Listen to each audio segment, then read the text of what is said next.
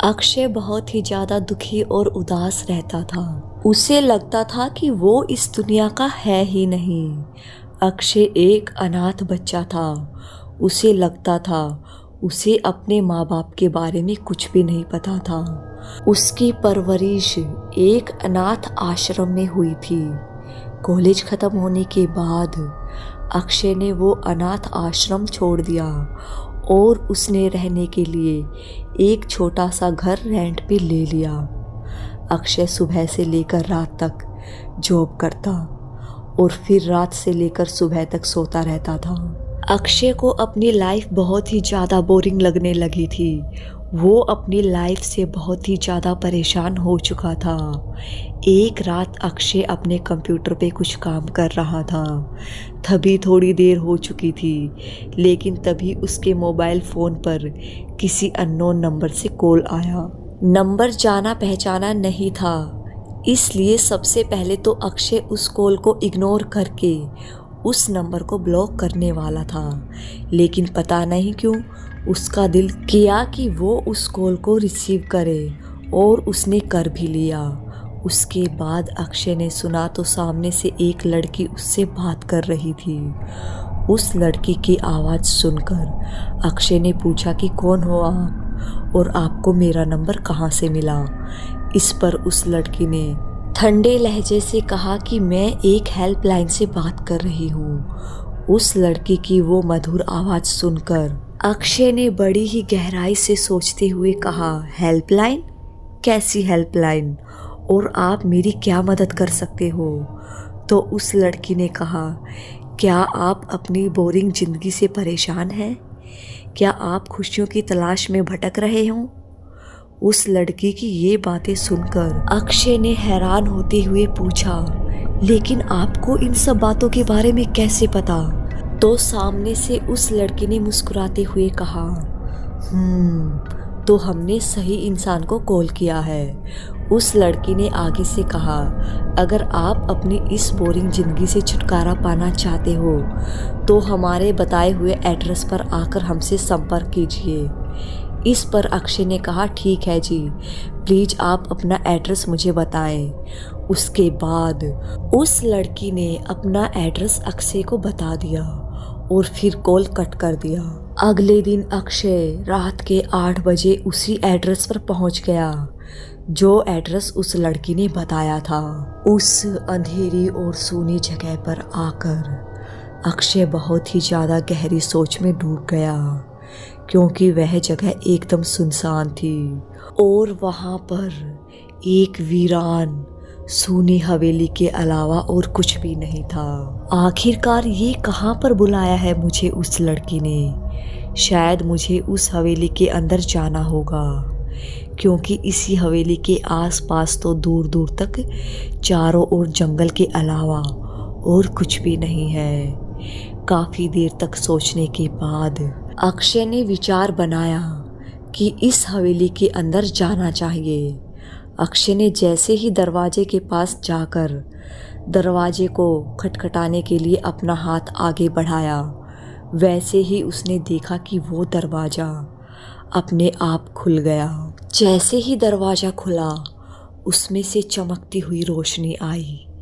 ये देखकर अक्षय के चेहरे पर हल्का हल्का सा डर छाने लगा, लेकिन उस डर को छुपाते हुए नेचुरल एक्सप्रेशन से अक्षय धीरे धीरे हवेली के अंदर जाने लगा। हवेली के अंदर बहुत ही ज़्यादा अंधेरा छाया हुआ था। अक्षय को लगा कि उस हवेली में कोई भी नहीं होगा और शायद उसकी जान पहचान वालों ने ही उसके साथ ये मजाक किया होगा। लेकिन दूसरी तरफ उसे ये भी लग रहा था कि वो इतनी दूर तक आया तो इस तरह से खाली हाथ जाना तो ठीक नहीं होगा। इसलिए उसने वहाँ की खामोशी को तोड़ते हुए कहा, कोई है? क्या यहाँ पर कोई है? अक्षय की ये बात सुनकर उसे उसके सामने वाले कमरे से एक लड़की की आवाज़ आई, बस थोड़ी देर रुकिए, आ रही हूँ। उसके थोड़ी देर इंतज़ार करने के बाद अक्षय के सामने एक खूबसूरत लड़की आ गई। उस लड़की को देखकर अक्षय उसकी तरफ अपने आप को आकर्षित होने से नहीं रोक पाया। अक्षय को देखकर उस लड़की ने कहा, आप मुझे ऐसे घूर घूर कर क्यों देख रहे हो जनाब? इस हवेली में मैं अकेली हूँ, कृपया अपनी नज़रों को काबू में रखिए। इस पर अक्षय ने कहा, जी ऐसी कोई बात नहीं है। तो उस लड़की ने कहा, आप इतनी दूर से आ रहे हो तो क्या आपको पानी चाहिए? तो अक्षय ने कहा, नो थैंक्स। आप बताइए ना, आपने ही मुझे कॉल किया था ना कल रात को? इस पर उस लड़की ने कहा, हाँ जी, वो मैं ही थी।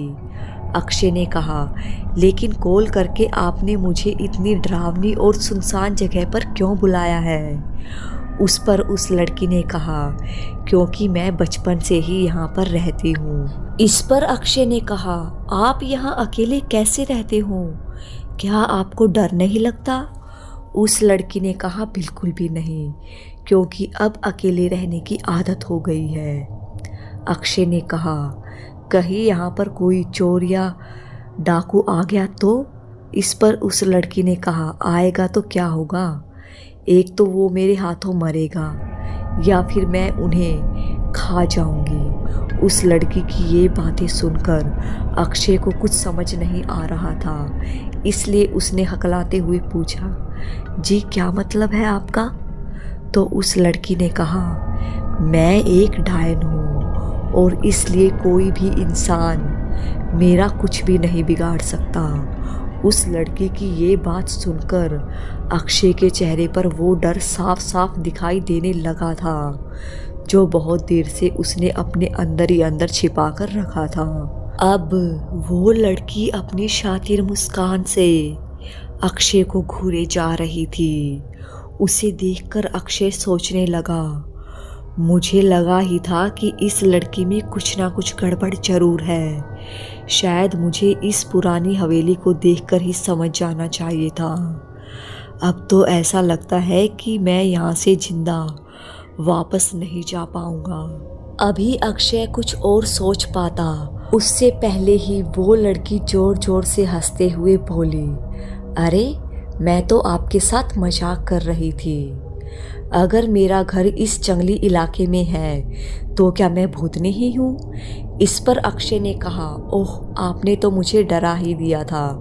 आपकी इस जानलेवा मजाक से अभी मेरा हार्ट फेल हो जाता और आप इसको मजाक कह रहे हो? तो उस लड़की ने कहा, और नहीं तो क्या जनाब, मेरे जैसी खूबसूरत लड़की को देखकर आपको लगता है कि मैं एक डायन हो सकती हूँ? इस पर अक्षय ने कहा, कोई बात नहीं, आप बताइए ना कि आपने मुझे कल रात यहाँ पर कॉल करके क्यों बुलाया? उस लड़की ने कहा, आप अपनी ज़िंदगी में बहुत परेशान हो, इसलिए मैंने आपको यहाँ पर खुशियाँ देने के लिए बुलाया है। देखिए आज के बाद से आप हमेशा खुश रहोगे।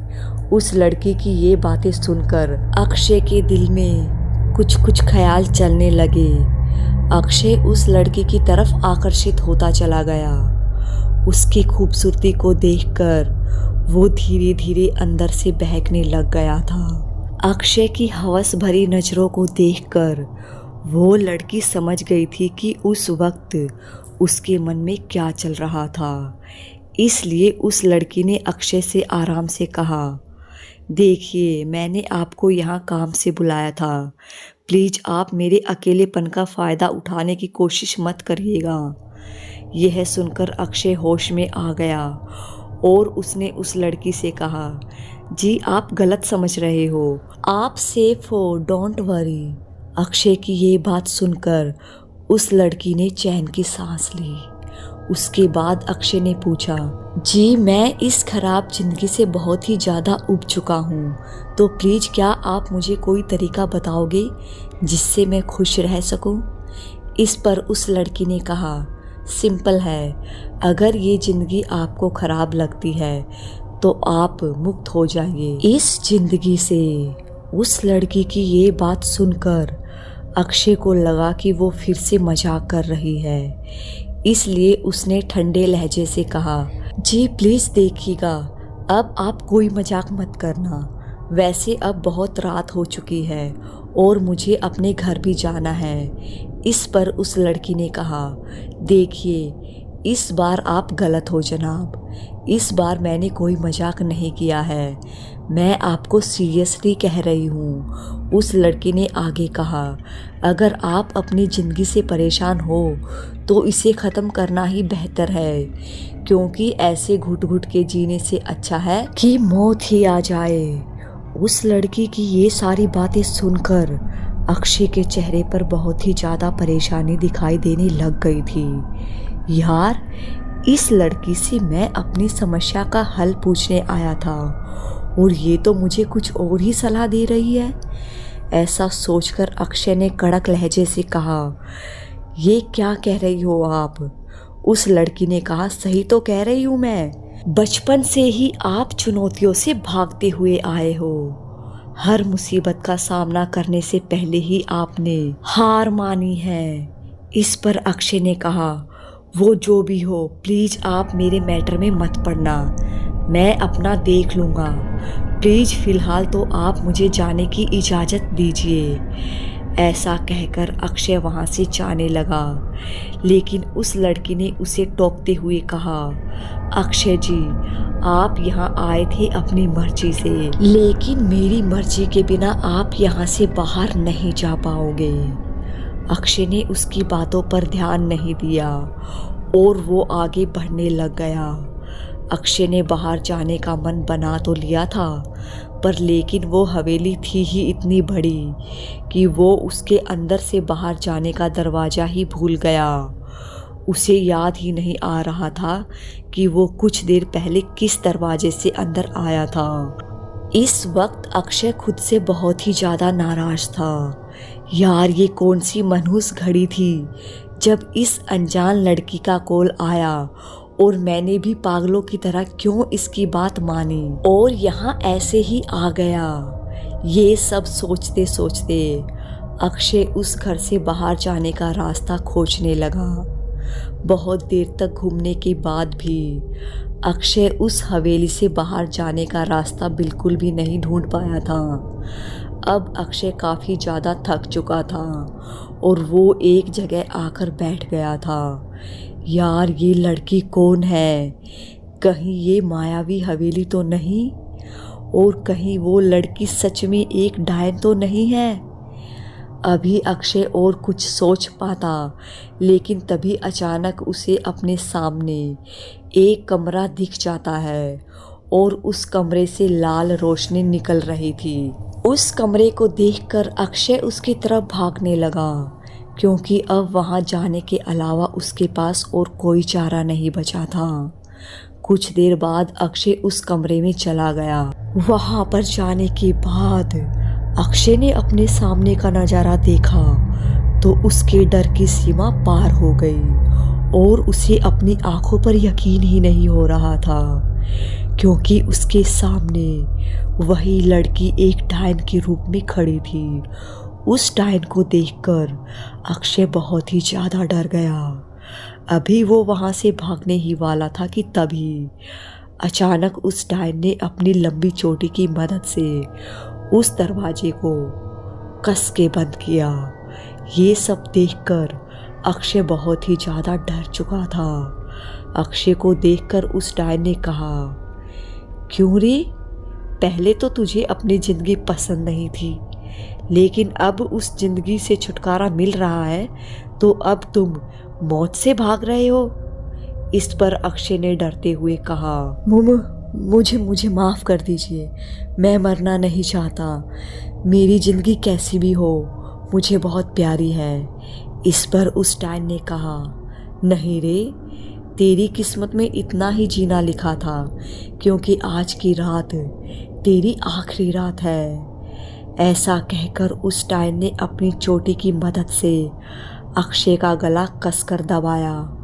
उस वक्त अक्षय को ऐसा लग रहा था कि वो चोटी नहीं बल्कि एक फांसी का फंदा है।